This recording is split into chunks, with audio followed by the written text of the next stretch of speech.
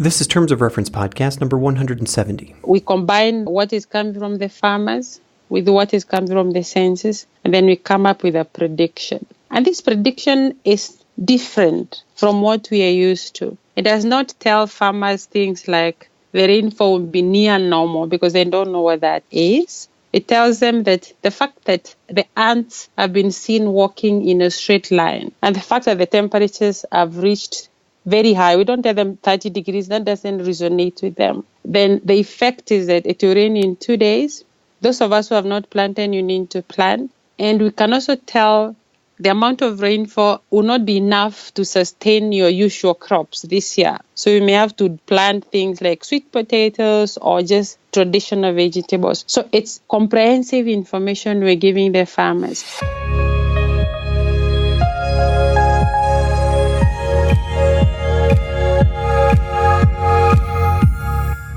This is Terms of Reference. I'm your host, Stephen Laddick. When you think about innovation, you think about the future, right? At least, that's what I think about. My mind is usually filled with things like flying cars or holographic displays in a moneyless world. But I know, that's just the super geek talking. Innovation's really about solving an old problem in a different way. But the reason I bring up the future is that typically when I speak to those interested in innovation, they're focused on how we use new, and even sometimes yet to be invented technologies, processes, and options to solve the issues at hand. Today's guest for the 170th episode of the Terms of Reference podcast, Muthoni Masinde, is also a future thinker, but she also remembers and knows how to honor the past. Her invention that we discuss on this episode, an innovation to detect drought, combines the latest in sensor and mobile technologies with the indigenous knowledge of local farmers. I'm sure you're going to love this episode where we talk about her invention, it's called ITIKI, but also about her path from Kenya, where she was born, to become an inventor and head at the Department of Innovation Technology at the Central University of Technology in South Africa. I spoke with Muthoni in South Africa. But before we get started, a quick word from our sponsor. The Terms of Reference podcast is sponsored by International Solutions Group, helping to improve the social impact of governments, UN agencies, NGOs, and companies for more than 10 years. Visit ISG online at www.theisg.com. Hello, Muthoni. Thank you so much for being on the Terms of Reference podcast today. Hello, Stephen. I'm happy to be in the show today. Thank you. Muthoni, we have a fantastic connection. You sound like you are literally sitting right next door to me, even though we're on different parts of the planet right now. And I know I had to tell all of our listeners this, that you have just made an extraordinary effort to get up at the crack of dawn so that we do have this great internet connection. Thank you so much for doing that. I really appreciate it. Muthoni, you're a professor at Central University of Technology in South Africa. Why don't you tell us a little bit about the types of things that you look at in your research at the university there, and then we'll get into why exactly we're talking today. Thank you, Stephen. I currently hand a unit we call Unit for Research on Informatics for Drought in Africa. So basically what we do in that unit is to develop solutions to solve Africa's persistent drought. And we do this using technologies such as wireless sensor networks, mobile phones, and we mix this with the indigenous knowledge of our African people. I think that if, and you can correct me, I believe that you have named your technology ITIKI, or the combination of technologies that you use. Why don't you first tell me if I got that right? And second, can you sort of break down that whole process? Like, how do you combine indigenous knowledge with sensor information? Like, I don't even know how to wrap my brain around that. Okay. ITIKI, yes, you got it right. It's an acronym. It stands for Information Technology and Indigenous Knowledge with Intelligence, ITIKI.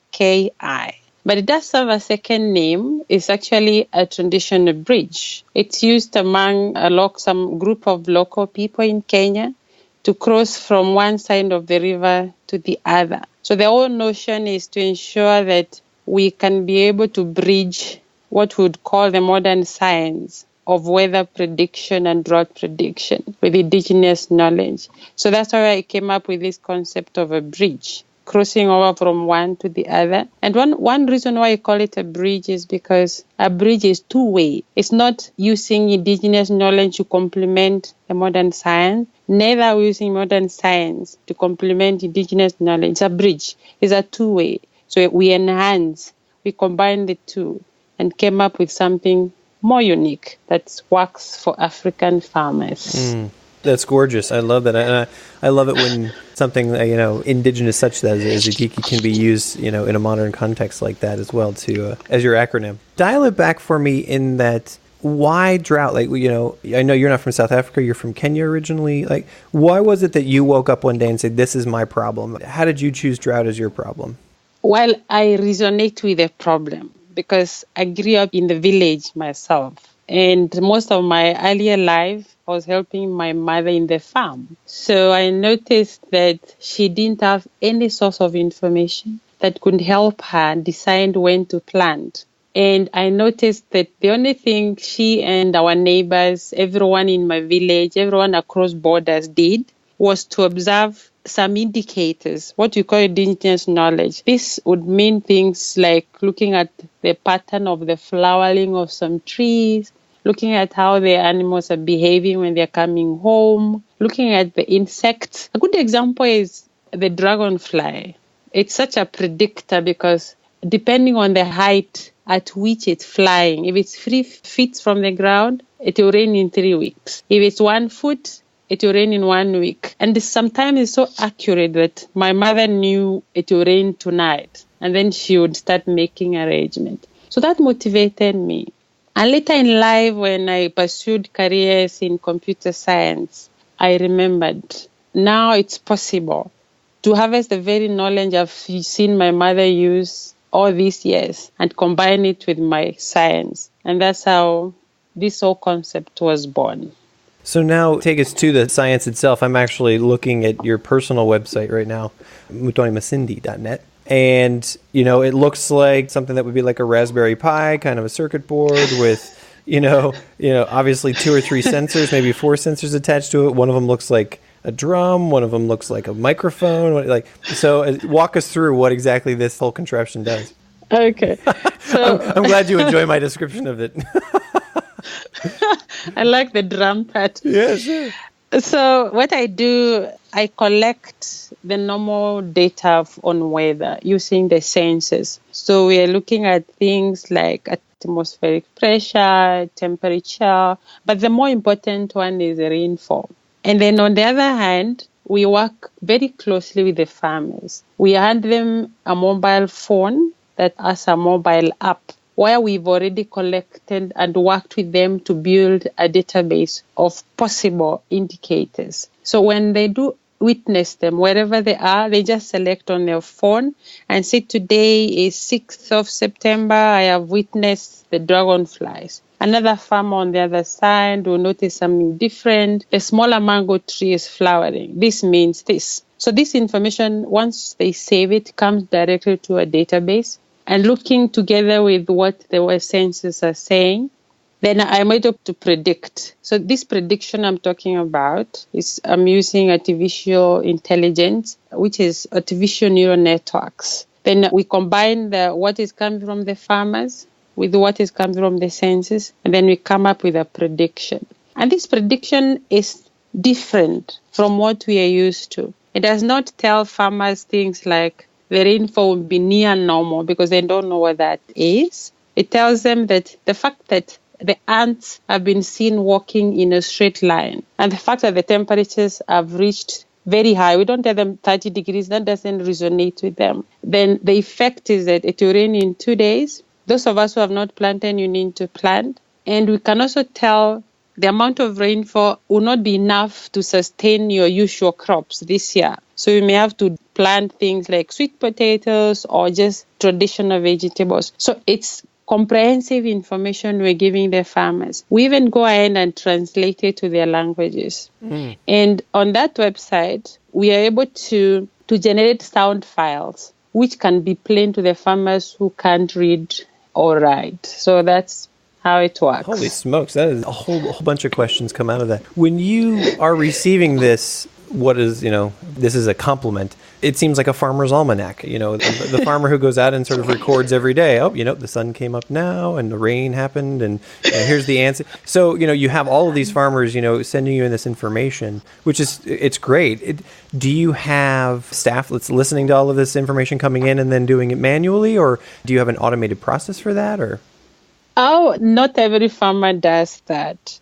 We have what we call champions who do it for only specific people. And remember, these phones are smartphones and they're expensive, so we don't give to every farmer. So the champions, we trust them. And we've asked them because indigenous knowledge, like any other knowledge, can have errors. It could be that it's only my tree which is flowering, and that is not enough to predict. So we ask them to reconcile the knowledge. So it's not an everyday thing. They have to send everything they see. So they come up they have a sitting, or they call each other and say, have you witnessed, does it have enough threshold for us to report? So we let them vet it themselves.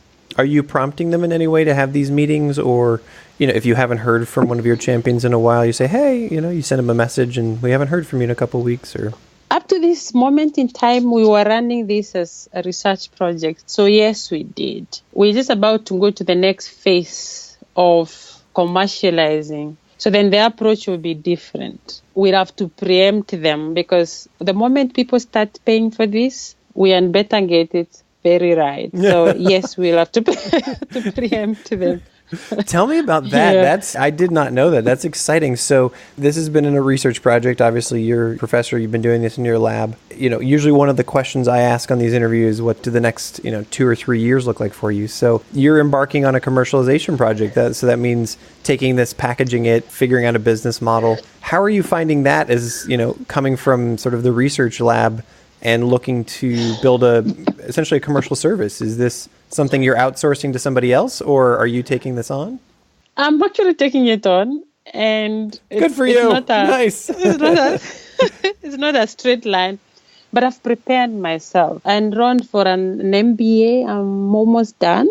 So I more or less have an idea how to write a business plan. But more greatly is that I got funding from USAID through their project, securing water for food. So through that, they're hiring for me a consultant to write the business plan. We have the money to buy the phones and have a whole year to make mistakes with somebody else's money before we start generating money. So that's really the boost. It's been the turnaround, 180-degree turn for me, and it's really exciting. Can you give me maybe one or two of the biggest lessons that you've learned, both about the predictiveness of what you're doing, so how your analysis, your framework and your analysis, but also just about creating a product like this, from the time that you sort of had that first idea to now, you've got this project that you're going to be commercializing. Where have been some of the biggest hiccups that we really learned something, you had to change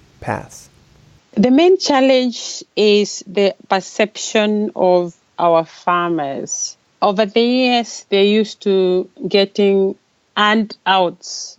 So everything they get is given to them for free. So to turn around that and ask them, hey, you can pay 10 cents of dollar to receive this, it's been a huge challenge. The second challenge is actually infrastructural. Everything we try to develop here, when you sit in our lab, we think in an ideal situation. When you go on the ground, the situation is very different. For example, I assumed that having a 3G connection is something normal. When I went down on the ground, it was completely the opposite. So it's a huge challenge of our people living in the rural areas, because the development tends to take place around the towns, around the cities.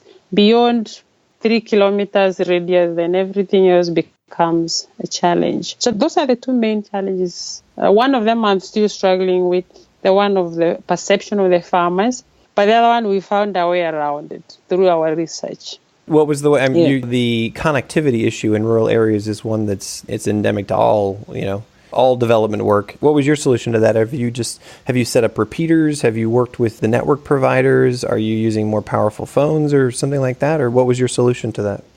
There are two approaches. We decided to provide them with the phones. Yes. Actually getting them connected. That's a great solution. Leave them connected, which again might not be sustainable in the long run, but it's working for now.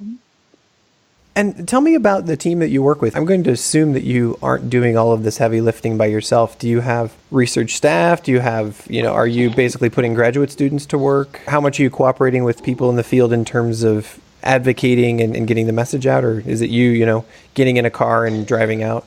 Oh, I must acknowledge I have a huge and supportive team of people.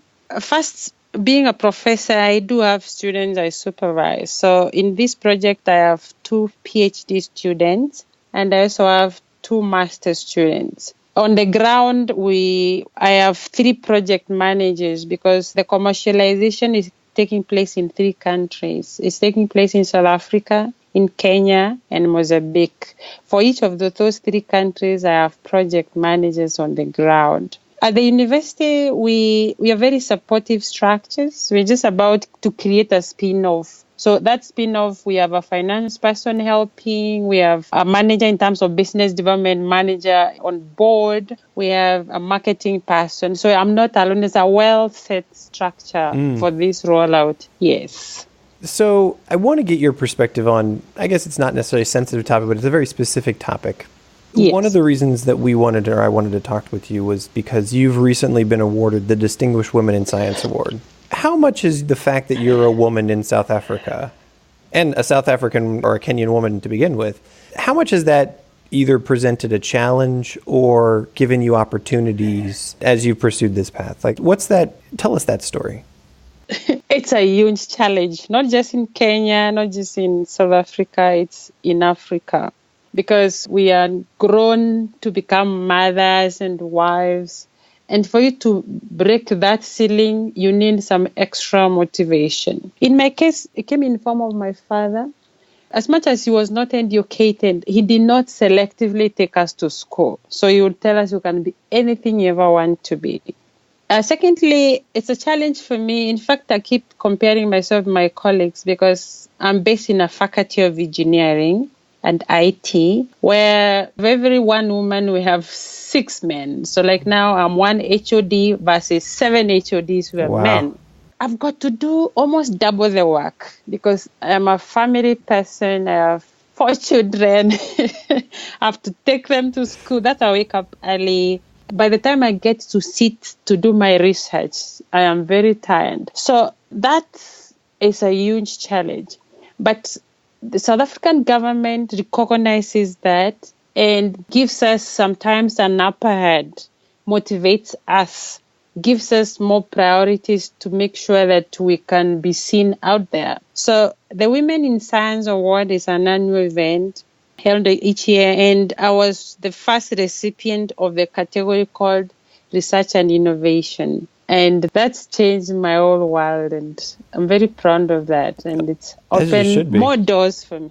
Yeah. I mean, you lost me. You have 4 children. I didn't realize you have 4 children, and you're still doing. It's just, I mean, I have 3 kids, and my wife and I, we share responsibility for those children. But man, getting out the door in the morning is an impossible task. And here you are, putting together this technology. That's incredible. What advice would you have for young women who are going to listen to this and say, wow, here's a woman who's done it, right? You're brilliant. You've got a PhD. You're innovating. You're putting your technology out there, and now you're commercializing it, right? I mean, you may have a commercial success here. That's to be determined. But what are the pieces of advice you'd give them about how you managed to get to where you are? First is to believe in themselves.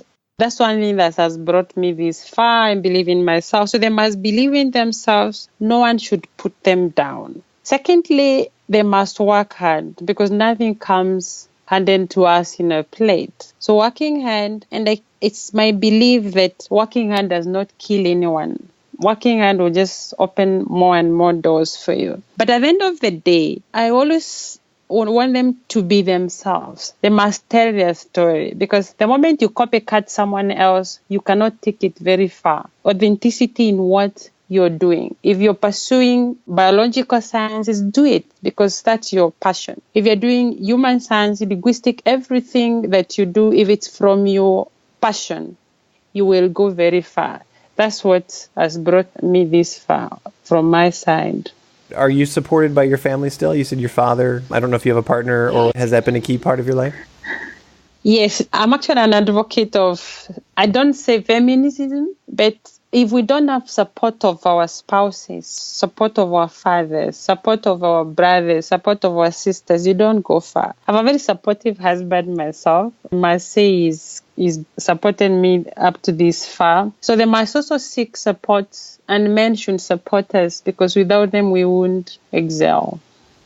I want to circle back to the sort of the research and the technology that you've put out there. You said that you're researching in Mozambique, South Africa, and Kenya right now. What kind of area are you covering? Is it thousands of acres or hectares, or are they small plots? And then secondarily, so take me through the process of how the research was set up. Do you go and you place your sensors? Is it one per acre thing? What kind of distribution do you have to do in your sensors in order to get enough data that you can be predictive? Okay, I'm only doing smaller parts at a time. Like in South Africa, we are targeting one place. It's called KwaZulu-Natal. We're working with a small group of farmers. At the moment, there are 220 farmers only, because our solution is bottom-up. We must ensure the network is dense enough to get correct readings. For instance, in a small area of about 10 kilometers squared, we put 10 sensors. So it has to be very dense compared to the professional weather stations. So we will do a village after village. So after the KwaZulu-Natal in South Africa, we'll go to another place in Limpopo, near Limpopo River. Similarly, in Mozambique, we're only targeting, there we started with only 50 farmers in a highly agricultural productive area. In Kenya, the same. We're targeting 500 farmers. So we're starting very small. Then we'll keep increasing our radius as we move along. And in 3 years, we're targeting to have 4,000 farmers. So it's not something huge scale at this moment. 4,000 farmers that's a good chunk. That's nice. But if you find a way to have a business model that really picks up, it could scale pretty dramatically. But what I'm hearing you say is that this is a technology that, as you continue to refine it, it's scalable relatively quickly, assuming you have the funding behind it, right? Perfect, yes. If anything, we're thinking, as a university, we don't want to spread ourselves very thin. Eventually, we may end up doing a franchise model. I see. Yeah, so you would release it to distributors or agents, and then you would basically be the management hub. Fantastic. Yeah. What else? I'm trying to think about the ecosystem that you're in right now. You're the head of department there. What other kind of cool or interesting research and technologies are coming out of your department right now? We attempt to create solutions that address African people's problem. One of the ones that's coming up strongly at the moment is we are using cloud computing to come up with a solution for health, because there's some places in South Africa where we don't have doctors reaching there. So then we've implemented this solution. They can use a mobile phone to record some vital signs, and the doctors can be constantly aware. And then if there's a drastic change in a patient's conditions, then the doctors can go there and save lives. And because of connectivity, again, we are using same approach to solve the problem of data storage for schools. Some schools are very remote. They don't have their own websites. So we created what we call cloud-based school system. So they don't have to own any computers. We give them tablets, and they can capture every information about the school's information, the marks, and so on. And that's working very well with the Department of Education. And we just launched an Internet of Things project. Internet of Things is becoming the talk of the day. It's becoming, it's everywhere now, right? Yeah.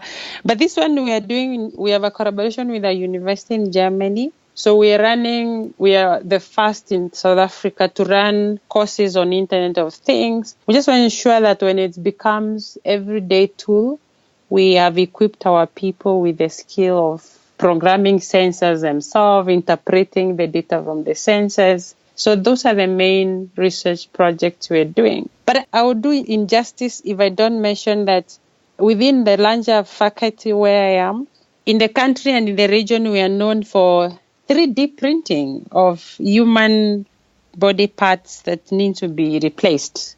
So we're doing very well as a unit and as a university. You're known for 3D printing of human body parts. You can't put that on the table and not explain that more.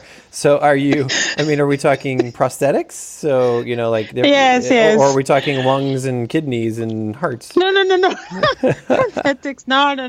Not the kidneys yet. Oops. Maybe we'll get there. No, we're not there yet. I'm pretty sure I saw someone printed a kidney for a little while back, but...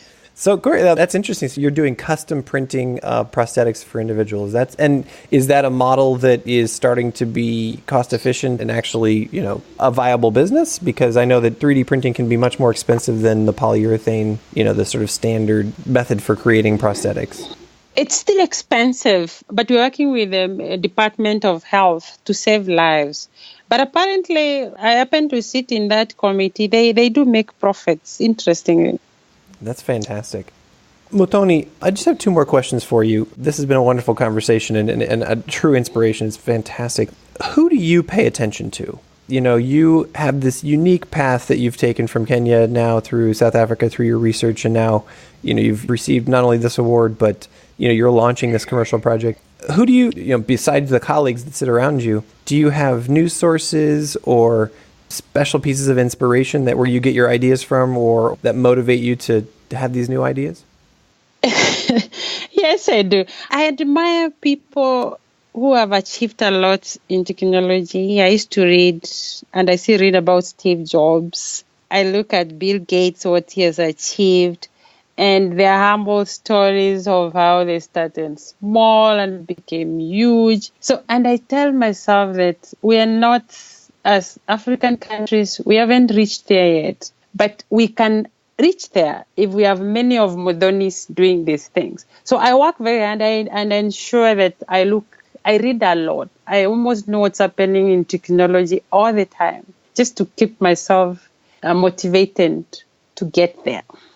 The last question I have is one I ask everybody on the show, and you've described some of the different technologies that are being implemented in your university. Is there something outside your university, either a technology or a process or what I call a shiny new object, that you think is just super cool? Maybe you don't have to be working on it, but you just think it's really, really cool and it's something that's going to be important for the future that other people should pay attention to? Yes, there's a huge project happening in the Southern Hemisphere. When I say Southern Hemisphere, I mean beyond. It's a project that's involving people beyond Africa. They're creating a large telecommunication device, very many satellites. It's called SKA, Square Kilometer Array, that will enable capturing of data of trillions, things we can't count, amount of data about anything in the world, be it medical, be it weather, be it crops, everything. And the good thing is that South Africa is the host of that project. It's phenomenal. It's going to change very many things from here, from Africa to Australia. I would like people to look at that and see how much technology can change the world. Muthoni, this has been a fantastic, fantastic conversation. Thank you so much for getting up early to talk to me, and I wish you all the best. Thank you. It was very pleasant to speak to you, Stephen, and thank you for having me again. You've been listening to the Terms of Reference podcast from Aidpreneur.com. Subscribe to us on iTunes.